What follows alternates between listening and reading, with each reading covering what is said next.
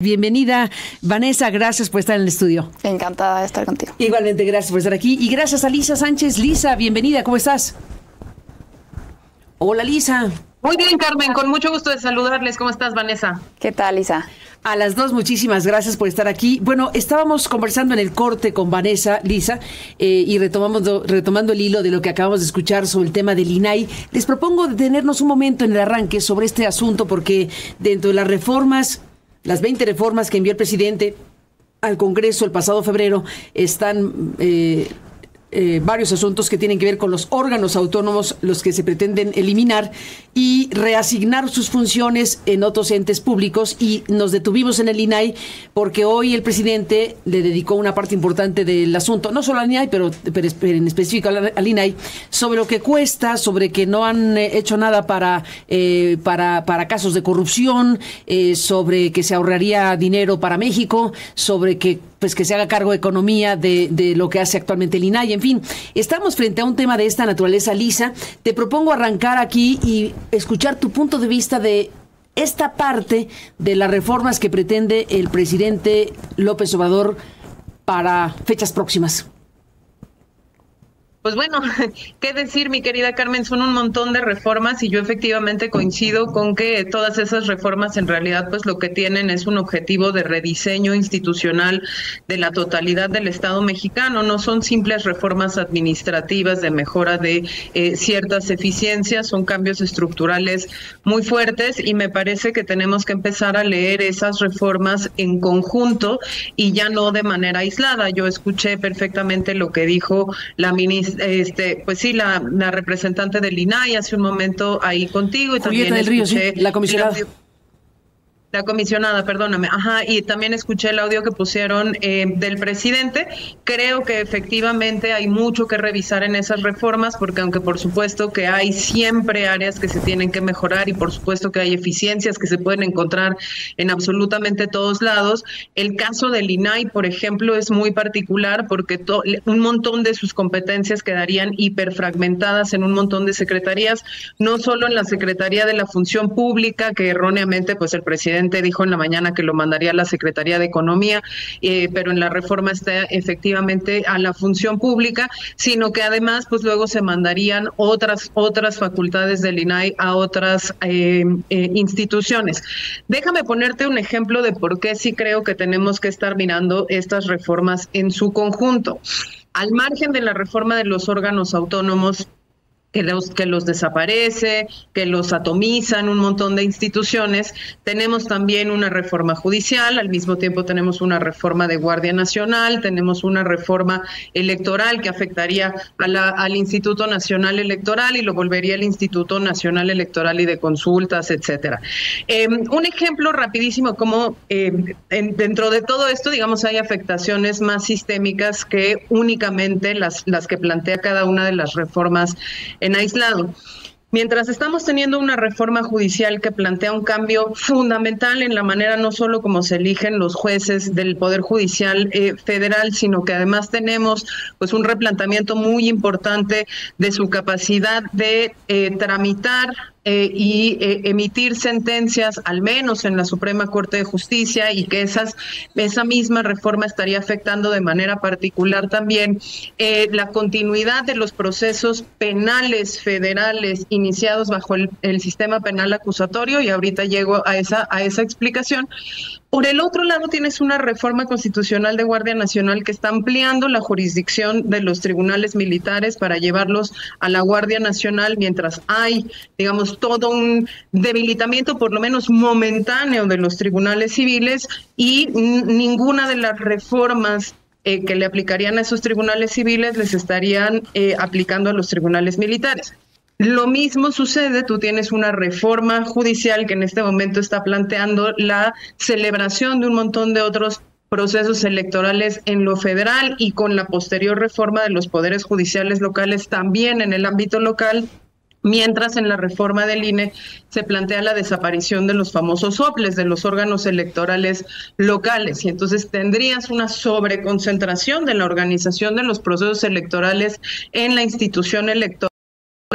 que de aprobarse, insisto, las reformas también en lo local, pues estaría organizando o centralizando procesos sobre la base, en una institución federal, sobre la base de códigos electorales locales, a menos de que también los códigos electorales locales desaparezcan y entonces tengas la centralización en un único código electoral para todo el país, con una única autoridad electoral, organizando un montón de procesos que serían tremendamente costosísimos. Entonces yo lo único que quiero decir es, al margen de las afectaciones específicas para cada una de las instituciones y los posibles impactos que pueda tener sobre los resultados de esas instituciones, de acuerdo a los objetivos que se planteó y de acuerdo a los mandatos que tiene, creo que sí tenemos que empezar a leer estas reformas en conjunto, porque lo que una plantea, la otra lo complementa, y entonces lo que estamos viendo pues son, digamos, riesgos agrandados de plantear estas reformas sin revisar específicamente cuáles son pues los potenciales riesgos que tiene para cuestiones muy específicas. Y si quieres, ahorita que escuchemos a Vanessa, regreso a explicar pues el por qué una de las preocupaciones de nosotras en México Unido contra la Delincuencia es qué va a pasar con los procesos penales federales en una reforma judicial como la que estamos planteando. Vanessa Romero, ¿qué dices? ¿Qué estás viendo? Primero, dar un pasito para atrás para recordar que la reforma que propone Andrés Manuel López Obrador el 5 de febrero, Día de la Constitución, en términos de órganos constitucionalmente autónomos, no solo afecta al INAI, la que hoy mencionó en la mañanera, sino también a la COFESE, al Instituto Federal de Telecomunicaciones, al Coneval. Y el origen de su reforma, de su propuesta, así él lo explica, es esta desconfianza que él tiene en los órganos constitucionalmente autónomos, que vaya, su nombre lo indica, pero no está de más explicarle a la audiencia, que se llaman precisamente así porque su autonomía se elevó a rango constitucional y por tanto tienen cierta independencia de todos los órganos, de todos los poderes constituidos, del legislativo, del ejecutivo, del judicial. Por eso son órganos tan poderosos, tan importantes para la administración pública federal. Y el presidente ha explicado que si guarda cierta desconfianza de estos órganos, porque se crean a partir de la mal llamada transición democrática del 2000. Y él explica que fueron a estos órganos a donde fueron a parar todas estas élites doradas que antes habitaban pues en el resto de los poderes estatales. Creo que cada una de las reformas a órganos constitucionalmente autónomos merece un análisis muy puntual, merece un análisis justo en cuanto a sus costos, en cuanto a su personal, en cuanto a su eficacia, los resultados que le han dado sobre todo a la ciudadanía. Por ejemplo, hay algunas reformas como la reforma del Coneval, que hoy es autónomo, pero se propone pasarlo al INEGI, que también es autónomo, entonces digamos que no habría una afectación en cuanto a su naturaleza. Yo creo que podemos también tener una discusión respecto al Instituto Federal de Telecomunicaciones, que ciertamente ha sido cooptado por intereses económicos empresariales, sobre todo de las grandes empresas de telecomunicaciones. Podemos hablar también de una reforma a la COFESE, vaya, porque existen otras naturalezas de los entes públicos en el Estado mexicano, como los órganos desconcentrados, como los descentralizados, no forzosamente un órgano de la administración pública está cooptado por alguno de los poderes de la Unión. Tenemos otras naturalezas a las cuales podemos recurrir. Ahora, hablando del INAI, yo creo que hay algunas pruebas de fuego, algunas preguntas esenciales que nos podemos hacer cuando alguien propone una reforma de este calado, de esta naturaleza, de esta profundidad, y me gustaría que la estructura del Estado mexicano fuera de esta nueva forma que se propone en el caso de que llegara un partido político con el que no estoy de acuerdo. Me gustaría que el INAI formara parte de la Secretaría de la Función Pública si vuelve a gobernar el PRI. Me gustaría que el INAI forme parte de la Secretaría de Economía. No sé si es un error del presidente o cambio de de decisión a la Secretaría a la cual lo va a adscribir, pero me gustaría que formara parte de la Secretaría de Economía. Que era a la función pública inicialmente. Así es como está la reforma. Si vuelve a gobernar el PAN, mi respuesta es no. Entonces, yo creo que esa es la prueba de fuego que nos debemos hacer con cada una de las propuestas de reforma constitucional que manda el presidente. A mí, si hay un órgano constitucionalmente autónomo que creo que necesitamos proteger de ese paquete de reformas, es el INAI. Y recordemos que el INAI tiene dos funciones. Tiene una función de transparencia, de proporcionarnos información pública, y también una función de protección de datos. A que nos la proporcione, ¿no? Correcto. Y una obligación de proteger datos personales, ¿no? Entonces,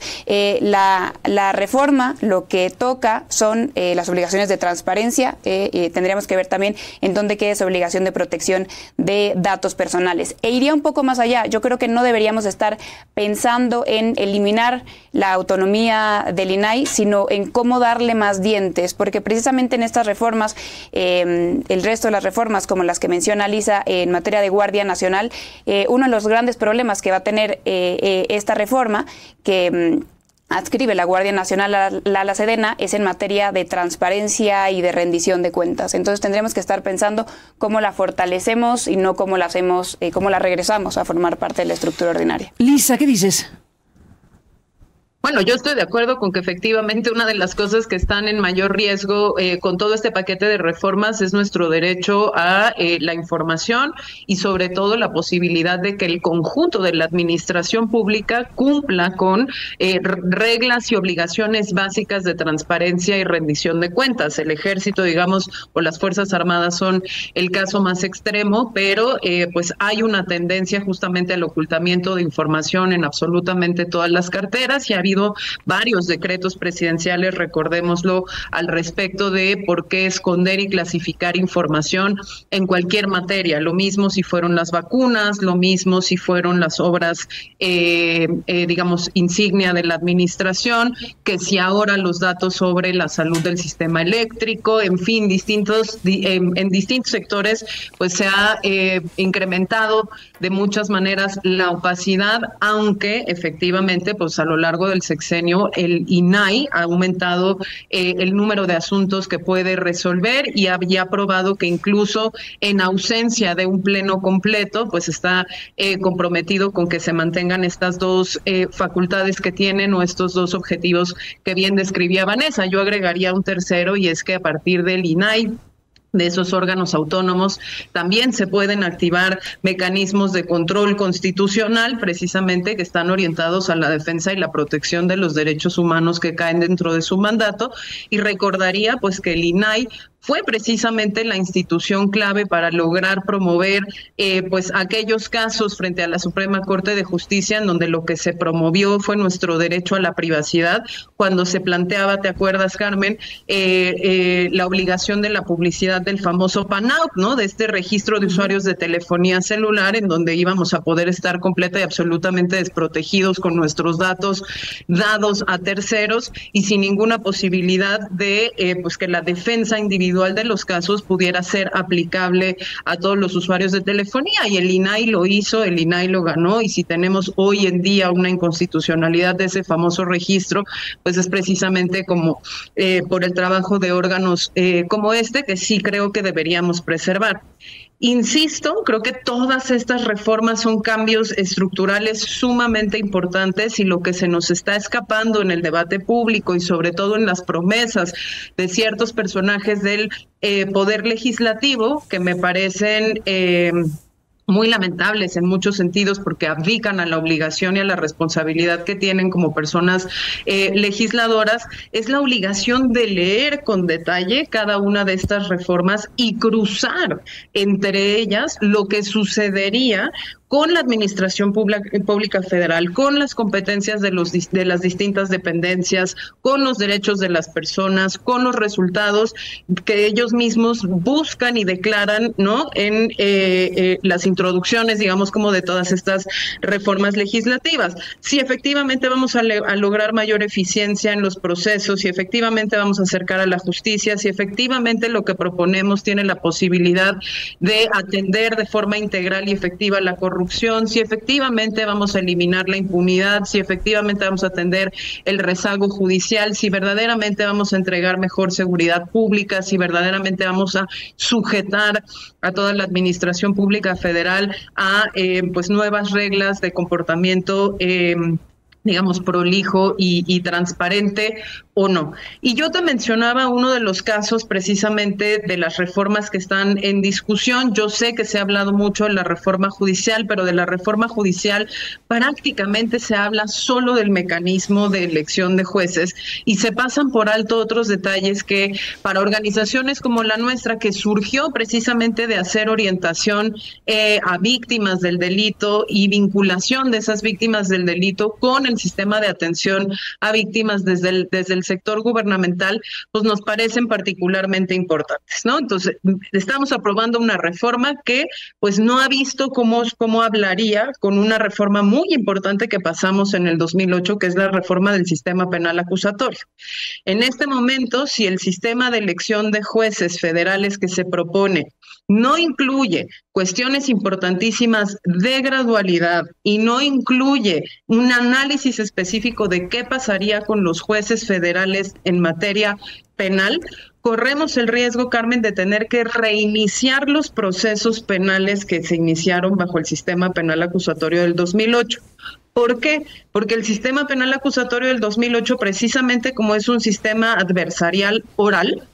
no permite que una vez que un juez empezó un caso y vio el desahogo de pruebas y vio el desahogo de alegatos, tanto de la defensa como de la parte acusada, se salga de ese caso y lo sustituya un nuevo juez, y ese nuevo juez, que ni vio el desahogo de pruebas ni vio los alegatos de ambas partes en igualdad de condiciones, pueda emitir una sentencia, ¿no? Entonces, dependiendo del estado procesal de esos casos, habrá unos en donde habrá que reponer el caso completo, el proceso completito, y ahí estamos hablando, Carmen, de casos de desaparición, estamos hablando de casos de delitos cometidos por funcionarios públicos, entonces casos de corrupción en el ámbito federal, estamos hablando de casos de delincuencia organizada, estamos hablando de casos de secuestro, estamos hablando de casos de trata de personas que son particularmente importantes, y que si lo que le estamos diciendo a la gente con la reforma judicial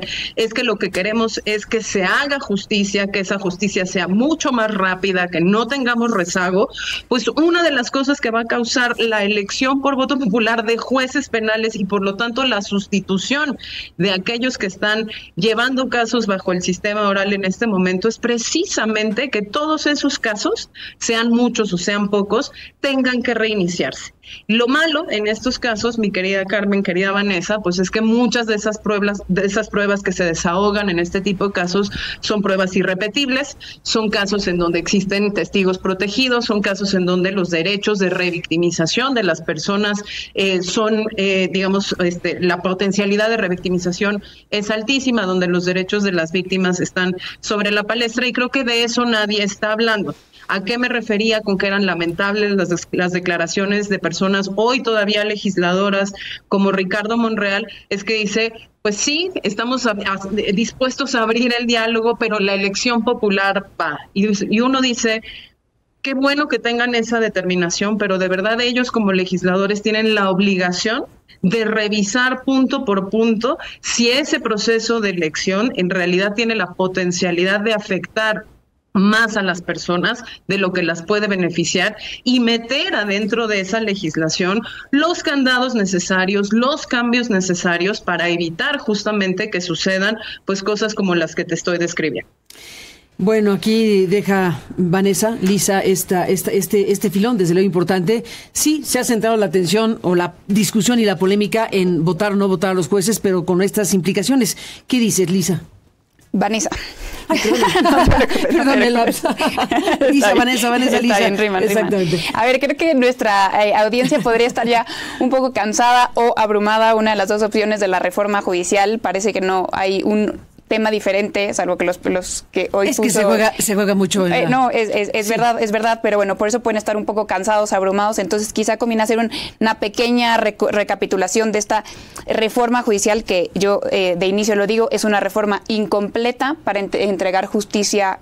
a los gobernados. Es una reforma que claro que tiene un buen diagnóstico porque nuestro Poder Judicial pues no funciona y que propone una solución sin evidencia, que no sabemos si va a funcionar. Entonces, dicho eso, hay básicamente dos temas muy importantes, digamos, en la balanza: la elección popular de ministros, jueces y magistrados, y por otro lado, la división del Consejo de la Judicatura Federal en un órgano administrativo y en un órgano de un tribunal de disciplina. Entonces, estando alineados a través de lo que ellos llaman un mandato popular que se eligió a partir de las urnas, el Ejecutivo saliente, el Ejecutivo entrante y pues todo el poder el poder legislativo, parece que vemos un cambio en la naturaleza del poder legislativo, que efectivamente, como dice Elisa, debería ser no solamente el representante popular, sino el órgano deliberativo de las características de la reforma. Parlamentario, sí. Correcto. Ahora parece que nuestro órgano parlamentario van a ser estos foros que se van a empezar a diseñar, incluyendo a los afectados, a la oposición. Parlamento abierto. Claro, pero pues un parlamento abierto no no necesariamente está integrado por los afectados y por la oposición, ¿no? Esa naturaleza deliberativa debería existir ya en nuestro Poder Legislativo y parece que ya no será así. ¿Y la vamos a tener esa naturaleza deliberativa funcionando realmente? Precisamente como no va a estar funcionando en términos de una democracia ordinaria, es que tenemos que acudir a estos órganos de parlamento abierto. Qué grave, para porque tendría que ser una cosa y la otra. No, por supuesto, no digo otra cosa. Pero bueno, en función de esta necesidad de legitimación más amplia de la reforma al Poder Judicial, se organizan estos foros que, debe decirse, no es la primera vez que se organizan estos foros en torno a la reforma judicial presentada por el presidente el 5 de febrero. Ya habían existido desde que se presentó la reforma, pero no habían participado los miembros del Poder Judicial porque no porque no se les hubiera extendido la invitación, sino porque no le habían dado importancia. Entonces, en esta segunda ocasión se vuelven a crear los foros, se están discutiendo con operadores del sistema de justicia, con abogados, con barras, con algunos usuarios del sistema de justicia. A mí me gustaría verlos más presentes. No solamente han estado enfocados en la elección popular de ministros, magistrados, jueces, sino también en el funcionamiento del Consejo de la Judicatura, en el Tribunal Electoral. Y lo que hoy vemos es que parece ya que se camina a algún consenso, pues quizá de brazos caídos, pero algún consenso respecto a la elección de ministros, respecto a la división del Consejo de la Judicatura Federal, y siguen discutiéndose o se han puesto en la mesa de la virtual presidenta de Claudia Sheinbaum, así lo manifestó Ignacio Mier, Ricardo Monreal, Adán Augusto, a partir de esta reunión que tuvieron la semana pasada, que están dispuestos a revisar el tema de la gradualidad, que los ministros se vayan el siguiente año, pero que los jueces y los magistrados se vayan pues con una gradualidad extendida, los requisitos con los que deberán cumplir las personas juzgadoras, el respeto a los derechos laborales y algunos aspectos adicionales como el tema de paridad, reconociendo que únicamente el Poder Judicial tiene 25% de mujeres como personas juzgadoras. Yo creo que hay pendientes, como los que señala Lisa, importantísimos que no se les pueden ir, porque claro, la gradualidad no solo debe ser pensada para la protección del juez, del magistrado, sino también para la protección del procedimiento, últimamente del ciudadano a quien se va a impartir justicia. Entonces, ¿cómo vas a quitar a un juez que ya llevaba conociendo hay algunos jueces que nos han comentado sus números, 200 expedientes al año? Entonces, ¿cómo vas a hacer esa transición de un caso que ya conoces? Y efectivamente distinguir por materia, porque no es lo mismo un caso mercantil, un caso laboral, que ya son jurisdiccionales, familiares, comerciales, mercantiles, o los penales que decía Lisa. Y por último, resaltar lo que antes señalaba, esta es una reforma incompleta, y también lo que se ha visto en los foros es poner el punto sobre la I, y es lo que verdaderamente necesita este país, es una reforma a las fiscalías. Y parece que está empezando a hablarse de ello, aunque también debe ser dicho, ya venía así las reformas propuestas por Claudia Sheinbaum en su Plan de Nación, aunque no las conocemos a profundidad y no han sido presentadas todavía al Congreso de la Unión. Déjenme hacer una pausa. Saludos a las estaciones en el país que están transmitiendo en vivo este programa. Saludos, hacemos esta pausa, presentamos un resumen y volvemos en esta mesa con Vanessa Romero y con Elisa Sánchez Ortega, pues con toda esta revisión que están haciendo sobre las reformas que se pretenden en México. Y bueno, volvemos en un momentito más. Estamos de regreso esta mañana en el estudio con Vanessa Romero y a larga distancia con Lisa Sánchez Ortega. Y bueno, pues estábamos Lisa, Vanessa y yo conversando en el corte y coincidimos, a ver si tú también, que sería bueno entrar en esta parte de la mesa con el tema de la oposición, de los actores políticos, para hablar más ampliamente, de los actores políticos en el país, porque bueno, ya se habló de las reformas y tenemos que preguntarnos cómo se va a procesar, cómo se está procesando y cómo se va a procesar con un nuevo Congreso, con lo que queda de este Congreso, con el último tramo del gobierno de López Obrador, con una oposición que está en las condiciones en que está la oposición, con una circunstancia por la que atraviesa Morena, en fin, digamos que en síntesis, los actores políticos y cómo procesamos esta realidad. Vanessa, ¿qué me dices?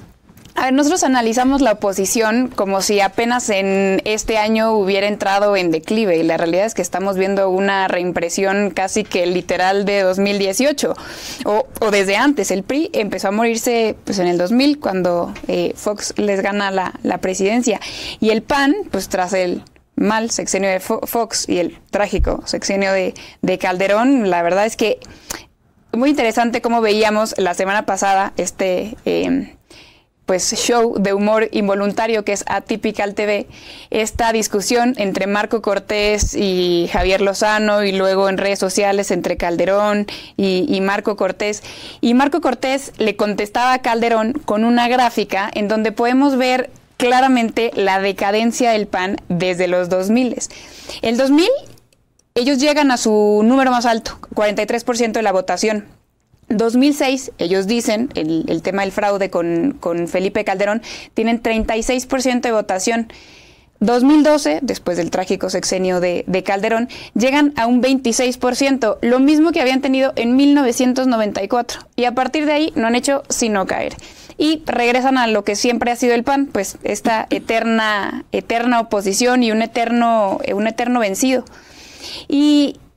lo que nos deja ver ese escándalo de la semana pasada del PAN, este nuevo escándalo de Alito, pues su intento por reelegirse y por controlar el PRI por las coordinaciones parlamentarias, tanto de Congreso de la Unión como locales, reducir el Consejo Político, lo que nos deja ver es, de nuevo, como en 2018, su incapacidad de mostrar unidad, su incapacidad de reinventarse, su incapacidad de tener autocrítica, su incapacidad de preguntarle a su militancia, a su base, qué es lo que buscaban de ese partido. Por parte del PAN,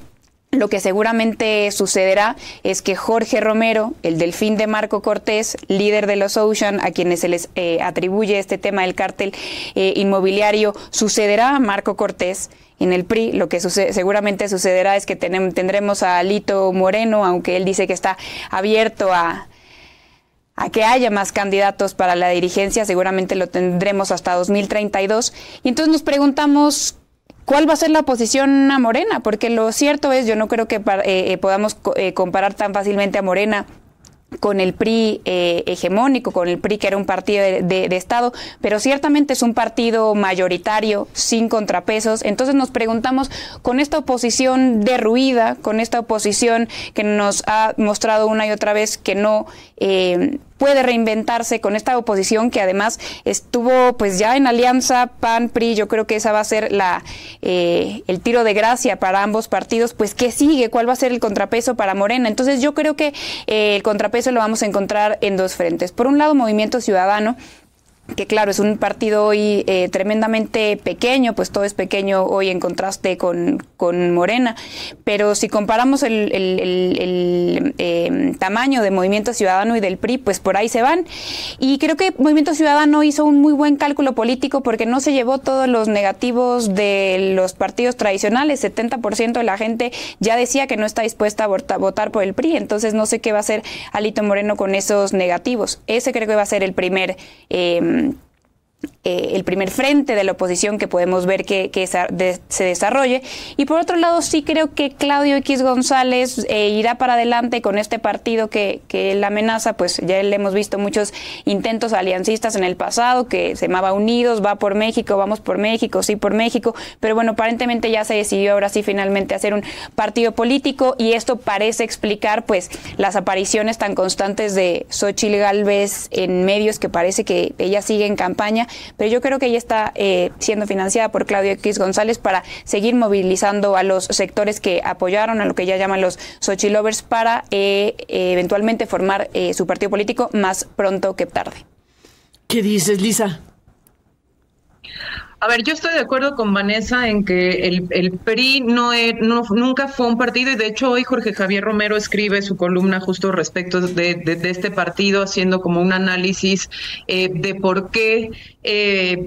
en el momento de la alternancia, digamos, es un partido que empieza a pues autodestruirse, como autofagocitarse, porque la primera premisa que él pone en ese artículo es: el PRI no era un partido que estuvo pensado para la competencia política y para la competencia electoral, era un partido que ordenaba a todos los distintos sectores emergidos de la Revolución Mexicana, y que lo que buscaba era crear, ¿no?, la distribución de poderes y favores necesaria para el funcionamiento de un Estado pues cuasi monolítico, hipercentralizado, hiperpresidencialista, en donde se confundía la identidad del presidente con la del líder de partido, y eso traía hacia abajo una serie de disciplinas y de lealtades que se rompen con la alternancia, con la pérdida de la presidencia de la República, y que conforme se va debilitando el poder del PRI como titular, digamos, de los gobiernos estatales, pues evidentemente también se va debilitando eso. Creo que una de las cosas principales que estamos viendo, y coincido con Vanessa en que la crisis no es de ahora, que la crisis viene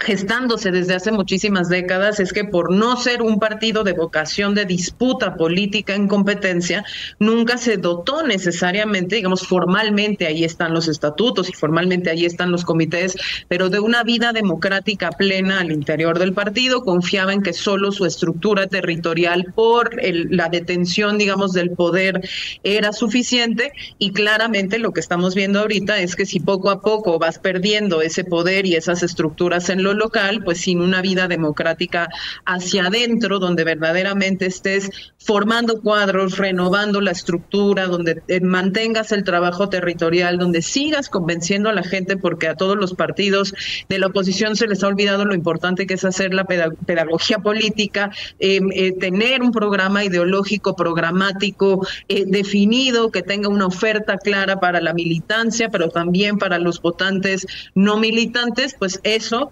ha contribuido mucho al desfonde. El otro elemento importantísimo es que, al margen de la ausencia de esos mecanismos, de ese trabajo territorial, de esa coherencia ideológica, de ese trabajo hacia adentro del propio partido y con su militancia y con la ciudadanía, pues lo que vemos es la presencia de unas dirigencias que genuinamente, pues uno empieza a pensar si no están diseñadas precisamente para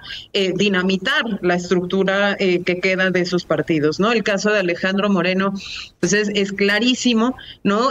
Cambia,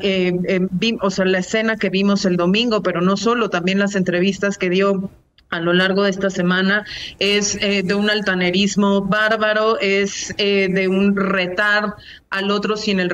menor reconocimiento de los errores, una escena espantosa que vimos ahí, gente pateando y rompiendo puertas el domingo porque no se les permitía la entrada, y con una modificación de estatutos, pues que sin más le permitirían quedarse en la dirigencia del partido hasta el 2032, ¿no? Creo que sí hay ahí un vacío muy importante de representación, un vacío muy importante de trabajo político, un vacío muy importante de comportamiento democrático de sus propios partidos, un vacío enorme de liderazgo y una especie de delirio colectivo que afecta a las dirigencias de los dos partidos, en donde creen que dirimir esas peleas muy de masculinidad tóxica entre sus dirigentes en redes sociales es algo que la ciudadanía va a percibir. ¿Masculinidad como, tóxica ves, Lisa? Sí, absolutamente. O sea, estos intercambios entre los panistas en redes sociales me parecían lamentables y creo que el error es percibir eso como que en realidad está habiendo un diálogo democrático y que se está ventilando la saludable diferencia de opiniones entre esos liderazgos, cuando en realidad pues el partido sigue cooptado, lo mismo el PAN que el PRI, por los mismos liderazgos que además pusieron o se salvaguardaron a sí mismos con la repartición de las candidaturas plurinominales, independientemente de que la estructura alrededor se cayera. La única cosa que no necesariamente comparto con Vanessa en este análisis inicial es que el PAN vaya a tener la misma suerte que el PRI.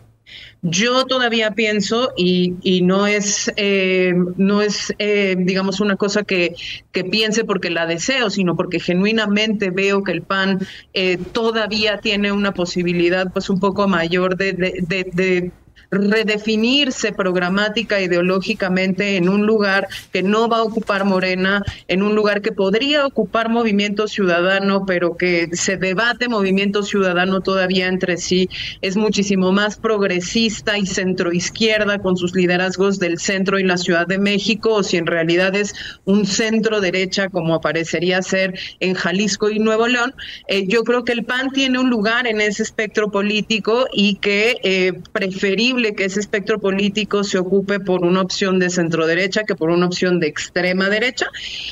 Ahí sí creo que pues lo que tiene que hacer el PAN, aprendiendo mucho de la experiencia de los priistas, pues sí es hacer un proceso fuerte de renovación de su dirigencia y también salvarse y escapar de esta cosa que durante los últimos 20 años todos los partidos han querido hacer, incluyendo Movimiento Ciudadano y empezando por su nombre, es esta falacia de que abriéndose a la ciudadanía y que entonces con que entren un par o dos decenas de liderazgos ciudadanos apartidistas, con eso es suficiente para crear esa estructura territorial, ese trabajo político, ese proyecto programático, ¿no? Y sobre todo esa actuación cotidiana que sí es muy necesaria para la ciudadanía y para los votantes, ver cuando se están dirimiendo decisiones tan importantes como las que estábamos discutiendo en el bloque anterior, cuando genuinamente estamos cambiando la naturaleza del Estado mexicano. ¿Dónde están esos partidos? ¿Qué están haciendo? ¿Cuál es la responsabilidad de las comisiones parlamentarias que encabezan, de los asesores legislativos, que si bien podemos estar de acuerdo con que hay mucho gasto excesivo en muchísimos lugares, pues el Congreso de la Unión es uno de los lugares en donde más aviadores hay, cobran todos como asesores legislativos y nadie está asesorando legislativamente y no hay una postura de grupo ni una postura de comisiones que en este momento podamos definir e identificar en el momento en donde más cambios estamos enfrentando, ¿no? Entonces yo diría, el PRI sí tiene un camino, digamos un destino fatal muy, muy claro, es una verdadera tragedia lo que le está sucediendo, pero evidentemente es una tragedia anunciada y gestándose por muchos motivos desde hace muchísimos años. El PAN tendría todavía cierta esperanza desde mi punto de vista, porque el lugar en el espacio ideológico que ocupa todavía no lo va a llenar necesariamente nadie, a menos que MC se tomara en serio, digamos, como esa tarea, aunque también si pasa la reforma política, pues yo no sé si MC guardaría el espacio político que tiene hoy o se replegaría únicamente a ocupar Jalisco, ¿no? Y por el otro lado, pues decir a las ciudadanas, a los ciudadanos, lo que nos importa es no solo ver esa reorganización en la vida y en la dinámica de los partidos, sino también verlos presentes en los momentos de decisión, donde en este momento, pues yo por lo menos no estoy viendo que haya una claridad de qué trabajo están realizando los que todavía están cobrando como legisladores y asesores. Bueno, pues aquí están todos estos temas, Lisa, Vanessa, a las dos. Muchísimas gracias por estar esta mañana en esta mesa, en este encuentro con estos temas. Seguiremos hablando, Lisa. Gracias por estar aquí. Un abrazo y buenos días. Bye, Lisa.